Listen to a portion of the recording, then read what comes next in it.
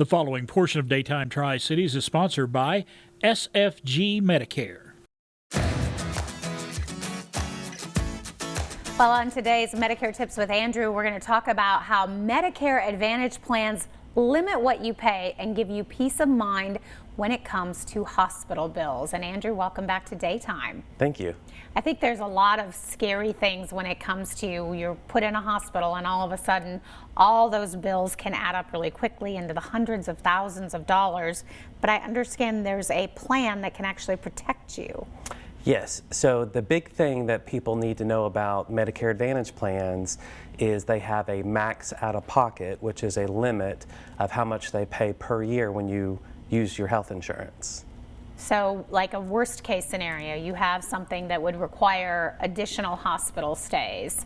How does your plan then able to work if it's like hundreds of thousands, like if you have cancer or if you have... So cancer is always the big scary one, just because it's so expensive. It's really easy to hit $1 million in medical bills. So most of the plans have, all the plans have a max out of pocket. So a max out of pocket may be $3,000 or $4,000. So let's say it's $3,500.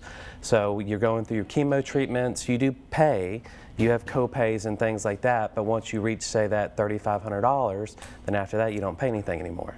So even if you go back into the hospital, that $3,500 is your max? Correct, yes. So, you know, let's say you do have cancer and you hit your max out of pocket in February.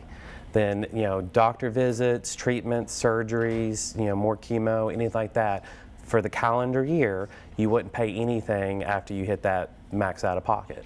Does that happen to a lot of people? It really doesn't. So probably like 2 or 3, maybe 4% of my clients will ever hit their max out of pocket in a given year.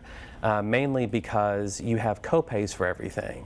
So it's very few people who actually hit the max out of pocket. So what if you will go in for a week and end up with like $300,000 in hospital bills, which is not unheard of?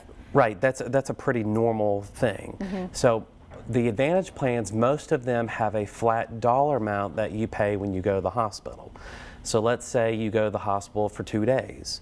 Your bill could be $80,000, but if your copay is, we'll say, $250 a day, then you pay $500 because you pay $250 for day 1 and day 2, and that's all you pay, even though your bill may be $80,000 or $200,000 or something crazy like that. So regardless of the bill, you're paying the copay? Correct.